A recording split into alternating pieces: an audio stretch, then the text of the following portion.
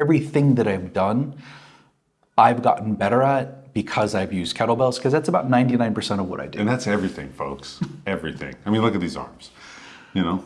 So plus you get that old man strength, like I mentioned, you know, that is that like aha. People like, I hear this. In fact, one of my students was like, I hear this like this aha moment. I'm ready for it. I'm like, well, you may be aware of it. Ready for it? It chooses when it's ready for you. And it most certainly will.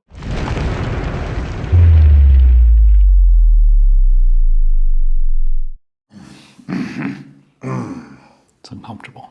Our legs are touching under the table. Is that your leg? Oh no, It's my leg.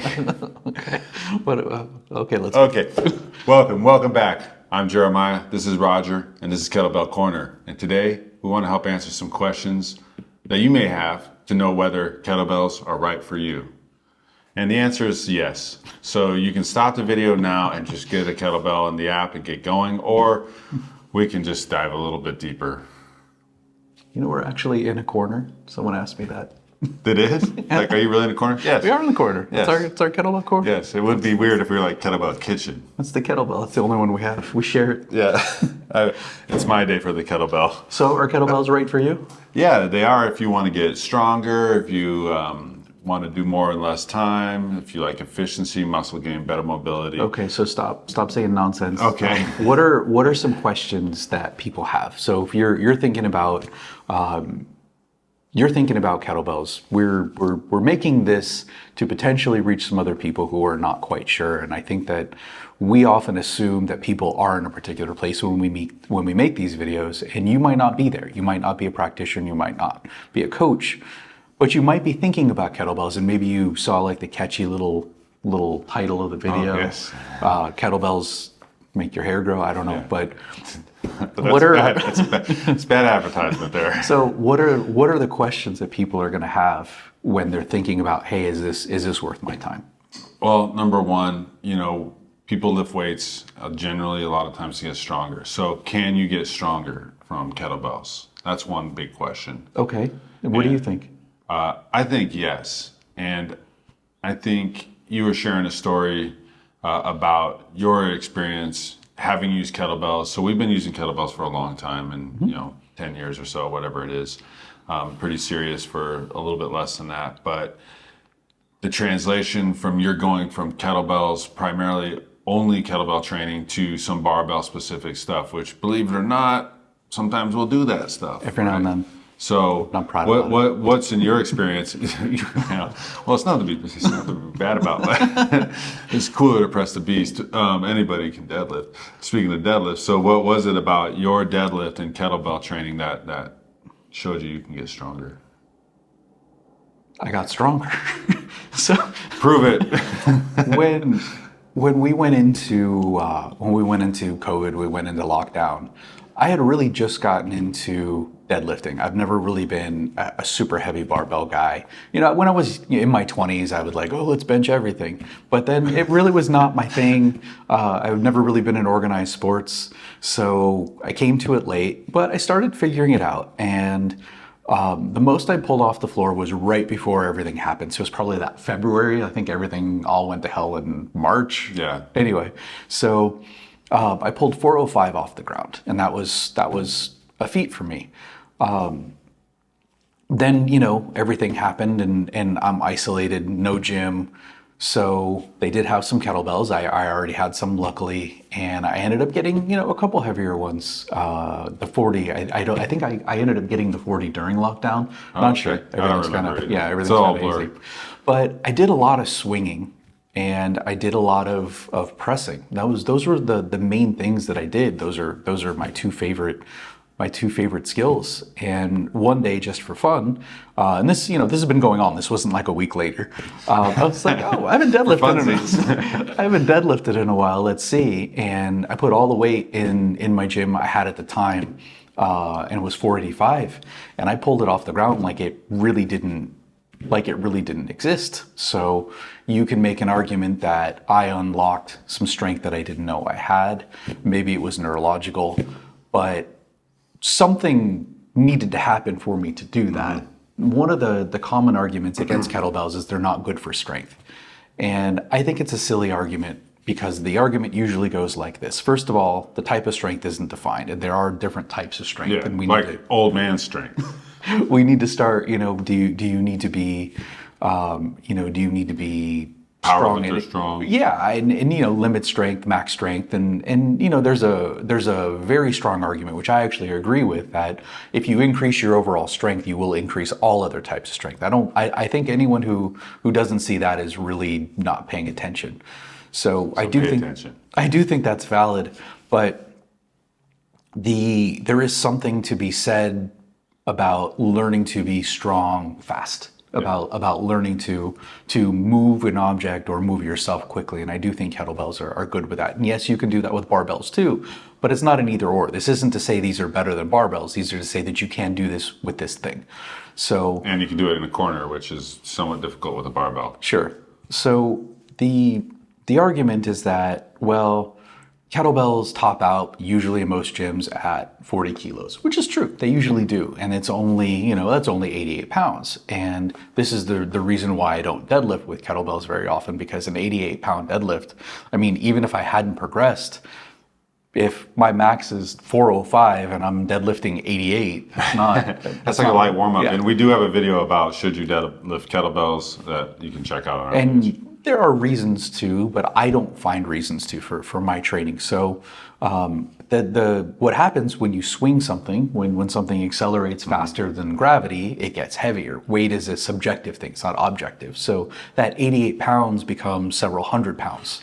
So it does teach your muscles to do some different things. So the idea that you're limited based on the bell doesn't understand or doesn't acknowledge the fact that the physics of the situation increases the weight of a bell that you're swinging. So is it the same as deadlift? No, it's definitely not the same as deadlift, but there are some similar things that I'm training, obviously, and there is some carryover. So long story short, I think that there is a certain amount of coordination too that goes into training.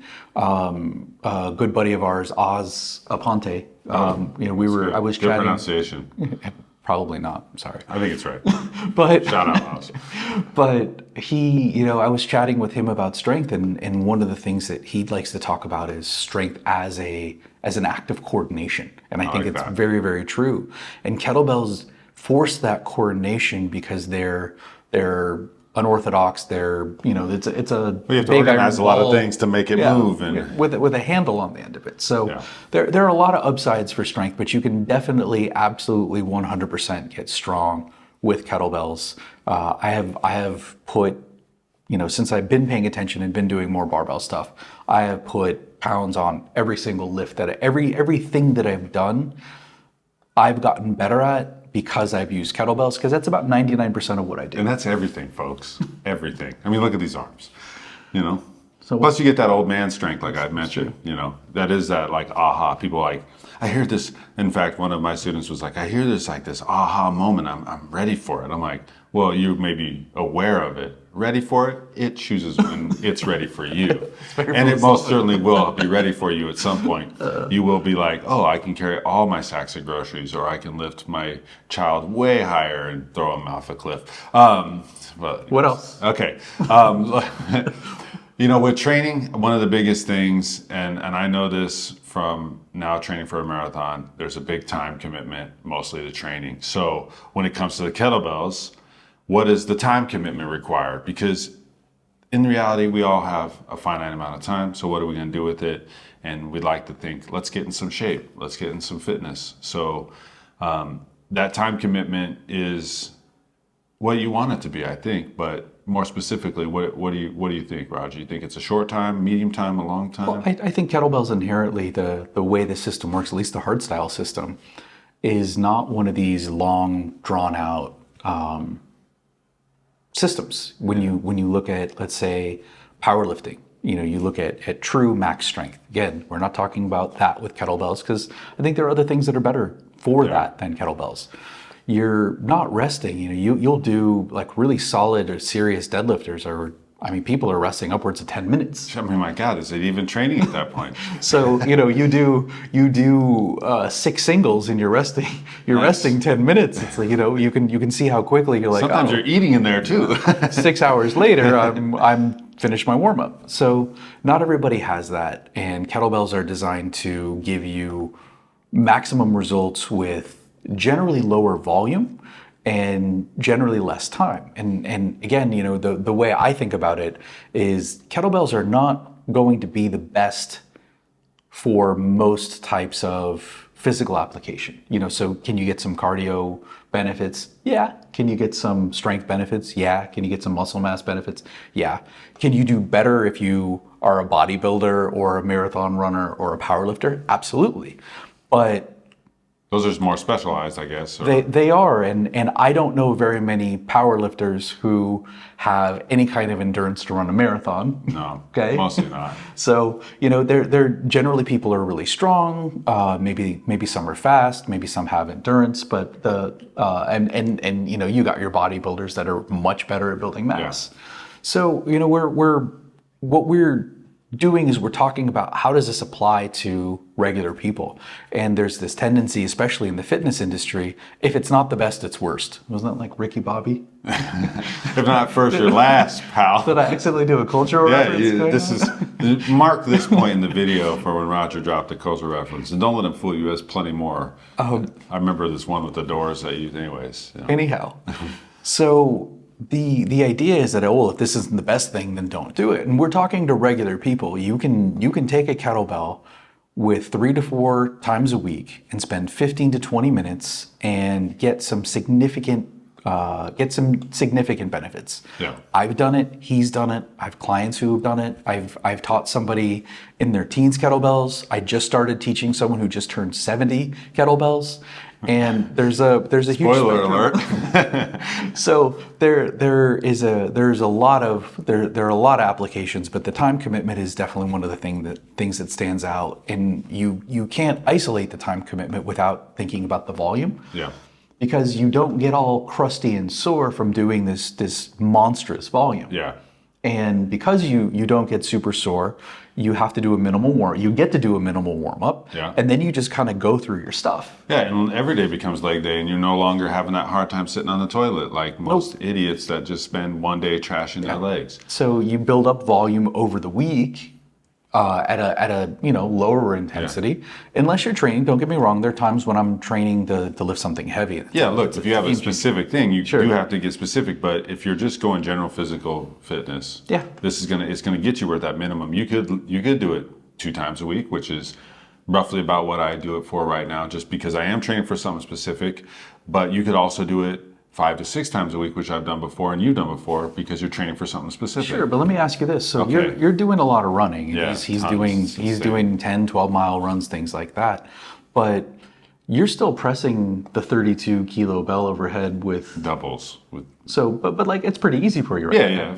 It's getting 5s and 6s and 7s sometimes, And for those of you who don't know, that's 70 pounds in each hand. So that's 140 pounds overhead. So it's not like he's strongman strong, but he's got a baseline level of strength that is above average. Most people, even strong people, can't lift a 70-pound kettlebell without a little bit of skill acquisition. So you can do that. They are time friendly. They're very efficient. You can maintain that strength while you're training for other things without losing them. So without losing those attributes that you've gained. And they are efficient, and that sort of, with that time commitment, you can get a lot of work done in 10 minutes if that's all you had and that's what you needed to do. And you think about it, if you're somebody that isn't doing anything, how great does 10 minutes sound? And like progress. And ultimately, everybody knows if you do something for 10 minutes, you'll probably do it for 20 if you actually have the time, but you're already sweaty, you already swung the bell 50 times, and you're like, okay, let's do some more. There's even something in the hardstyle world, people call it the grease the groove. We talk about that a lot at Strong First. And it's the idea of just doing a skill a couple reps at a time throughout the day, just to practice the neural pathways, just to practice the active getting strong, or like what we talked about earlier, the active coordination. And when I was going to, from level 1 to level 2, I not only gained probably about 15 pounds of muscle mass, Which is huge now. Trust me. but I also through getting, you have to press a half body weight kettlebell, and in the process of doing that, I would just leave a 36, a 40 just kind of laying around. I had one at the gym. Just laying around next to his bed, I'll train some people in the fridge. It's everywhere. One of the things I like to do is actually when I'm writing, I will go and take a little break and do a press each side, and those add up throughout the day, and that helped get me my half body weight press pretty easily. I didn't know that. So the efficiency is definitely there with bells. So what about muscle mass? I mean, I've like I just said, I put on about 15 pounds of muscle mass doing this. It's not overnight, but over time. Yeah. What about you? Have you had some good results with that? Yeah, actually, I was curious about sort of several things when I ventured down the current block that I'm training and what I'm training for. So I went and got a DEXA body scan, and I was like, well, let's just see what this is all about. For one, everybody likes to think about when they get these sort of things, like, what's my body fat percentage? I was actually, what's my muscle mass? What does that look like? And it was like significantly off the charts. And a good gauge about your muscle mass, I think, for most people is you can put your clothes on, and the second you start losing room in your sleeves, you're like, well, where did this come from? I haven't done any bicep curls or tricep extensions, but yet my arms are getting jacked. Yeah. And sure. And I see it with a lot of the people that I train. If you do this consistently over time, you will get a lot of muscle mass. You'll get bigger quads. You'll definitely get a bigger booty. And I don't mean this in a bad way, like a nice, strong, healthy haunch. like you look at you like, damn, that's good. I'm doing this, all right. And then you definitely arms, shoulders, of course, and back tremendously. But sure, you get thicker. You get all around thicker. So is it your best modality for muscle mass? No, but if you need to add a little bit of mass while you're training some other things, then this is also And if you think about it in the everyday of your life, right? Wouldn't you want to be able to go back to that time commitment aspect and be like, yes, I can gain muscles? When you take from one kettlebell, and then guess what? You have two hands, so you can add a second kettlebell. Oh. Now you're really raising the weight. And if you had three hands? Then call me, because this is a very interesting, we'll change our podcast. So let's talk about some downsides. Okay, there's going to be one, well, just one? They're probably a couple. They're not going to be right for everyone right out of the bat. Yeah, they're right off the bat. Okay, first of all, let's just stop with the notion that they're extremely scary and you're going to blow your back out. Okay. Okay, can we just get that out of the table? Should I just start with that? Should I put that at the beginning? I don't know. Okay.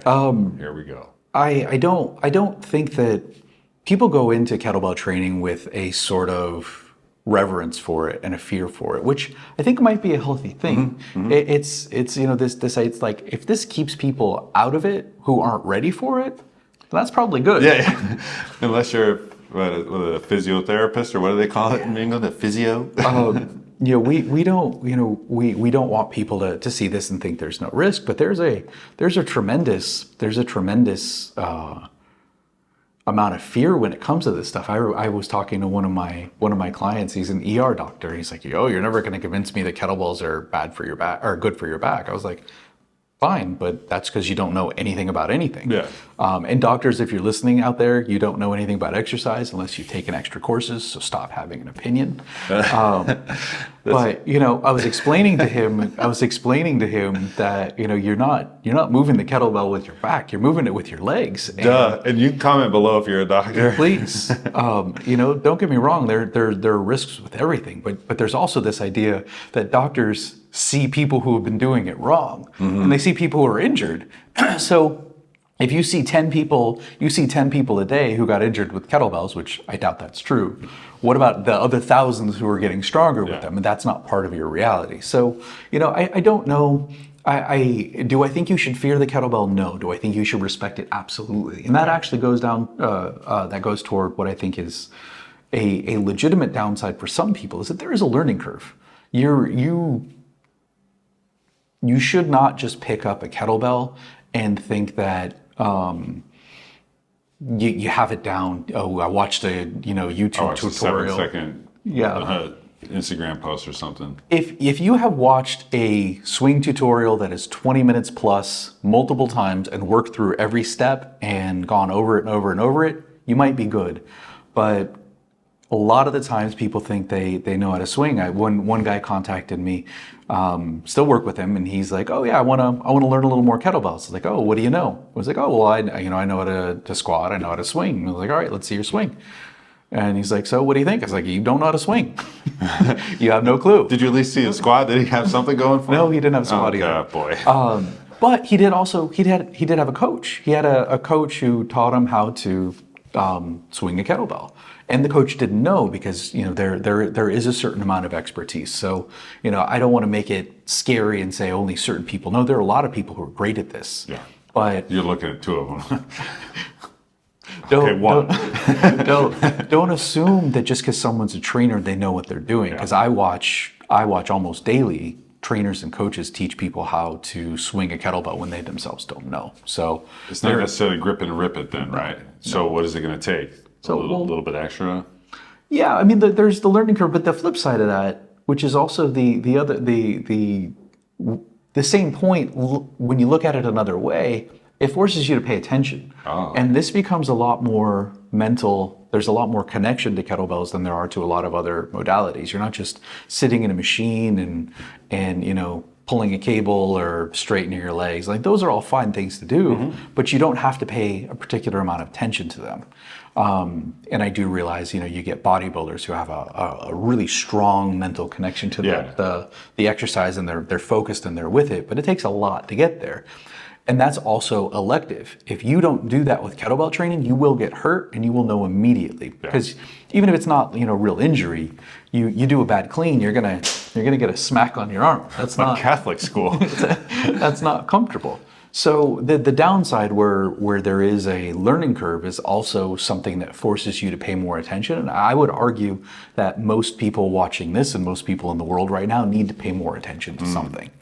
Yes, and if you made it this far, you clearly have a good attention span, and we commend you for that, and thank you. Are they the cure for everything? No, absolutely Damn not. it. You get the functional people. I use the little finger quotes because Isn't everything functional?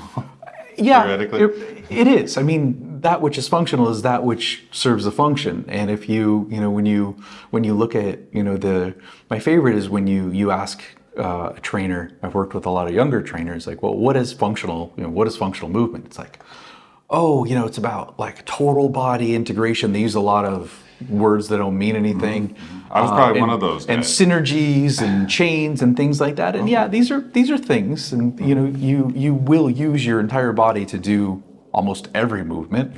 But then you ask them, what about physical therapists? Are they functional? Oh yeah, they're like the most functional. It's like, well, they do isolation almost all day. Like that's what their bread and butter. Where does it hurt? Okay, let's work on that. Yeah, and up the chain a little bit. Sure, and they will progress, but they start really narrow. At least the good ones, they start really narrow and like, hey, this is the issue. Let's work on this, and then they spread out from there. But the idea is that you get some of these functional people, and they think that you're just going to pick up a kettlebell and you're going to start whipping around. Let's do some windmills and the little thingy you do where you go between your legs like basketball. Yeah, I like that. And then let's do the tacticals or the sideways things. Yeah. It's like this is one.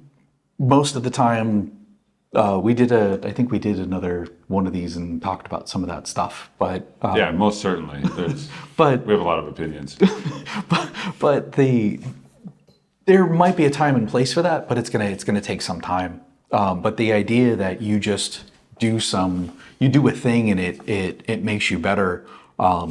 Isn't necessarily going to be the case. I was just chatting with someone I'm trying to help move a little bit better because he's had some back pain in the past. Is it the 7-year-old? No. Okay. He's rock solid. Oh, okay. He's rock solid. Wow. So Viagra. we were talking about getting him a little bit more rotation, a little more relative motion. He's like, oh, well, I do yoga. That should do that. I was like, well, not necessarily. Just because you do yoga doesn't mean that your bones are moving relative to one another. It doesn't mean that your body's getting exactly what you need.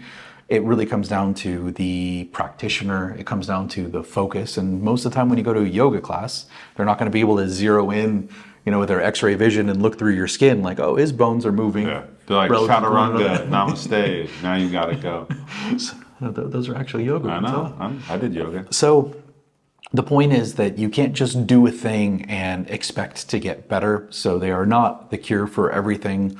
You can't just expect to pick one up indiscriminately and get all these benefits. You have to learn how to use it. Yeah, and that being said, like, that's very true. Yes, you can develop certain energy systems if you train a specific way, or you can build strength if you train a specific way. These things can happen, and as you've seen overall, there are many ways, and to get to upper levels, you may need different things. But if you're coming in at it and you're like, I just want to be better at moving, then this is a really good stop. And I got one more thing, and then we'll wrap this up. Do you get any rotation in kettlebells, all rotation in kettlebells, or 50-50? What does that look like? Because people rotate in life. I mean, people do it's rotate. The main thing in life. I mean, nobody's just like a robot. Unless you are, then fuck you. Whoa. I'll bleep that. I apologize to all the robots out there. Sorry, I do say please in my AI requests. Do you really? Yeah. That's adorable. I read a book and it suggested that we do that, just in case. Just in case. Just in case. So the idea of rotation in kettlebells is one of my favorite things. And some people will say you get a ton, some people will say you get none. You absolutely have to get some rotation anytime you pick up a kettlebell. And rotation helps to keep assuming your joints are ready for this, assuming you do, they can move one bone relative to the other. And just what that means, so for example, if you were to go into hip flexion, like you were to bring your knee up to your chest, can your leg move inside of your pelvis, or do you have to flex your spine to get your knee up to your chest? Because you have to flex your spine to get your knee up there. You don't have relative motion at the hip. You're using all this other stuff to make this happen. So you have to be ready for these things. But if you are ready for these things, anytime you're doing a unilateral movement, so one side at a time, whether it is focused on one bell or one foot forward of the other, you're getting rotation. Anytime you are holding an iron ball with a handle on it that wants to rotate forward or back, you're getting rotation. So it's inherent in kettlebells. That is the one thing that I think kettlebells will do the best, and that is training loaded rotation. And that can sometimes translate to some better mobility and I can even say loaded rotational strength, and I don't mean creating rotation. That's a different thing. You can do all kinds of medicine ball work with that. I'm talking about getting your body to rotate while you're under load, just because there's naturally some. So even when you have, let's say you're doing a snatch, you have the option of doing a barbell snatch or the option of doing a kettlebell snatch. And when you look at one where the barbell snatch has to start and finish, okay, it's got this big bar, you can't pull it through your shins, so it's got to start in front of you, and you're using both arms at once. Yeah, sounds fun. So even if you were to say, oh, well, what if you were to use a dumbbell? Sure, you could use a dumbbell snatch, but you're not getting the swing, you're not starting as far behind you, and you also don't have a ball. And when you look at the kettlebell snatch, you have a totally different subset of movement that you just don't have access to. One, you can start much farther back, so you can connect the arm to your body, you can use your legs a little bit more, but there's a ton of rotation happening before, as you're moving the bell up, and then once the bell is already going, you've got to contend with more rotation on top of that. So it's like nothing but rotation, it sounds like. There is a lot of it, and I think that's really the superstar of the kettlebell is learning how to be strong in controlling rotation, creating and controlling rotation. I think that's, again, you can do stuff like medicine ball work, but it's much later. Yeah. And like, we're not doctors, as you heard. And so we're not prescribing any medicine balls. Okay. All right, that's it. I'm not Right? done Are with this. kettlebells right for you? In short, yes, we think so. Probably. Most likely, definitely do it. And download our app and like and subscribe. Leave us some comments. Yeah, or else. That's fair. Okay, fair enough. Stay strong.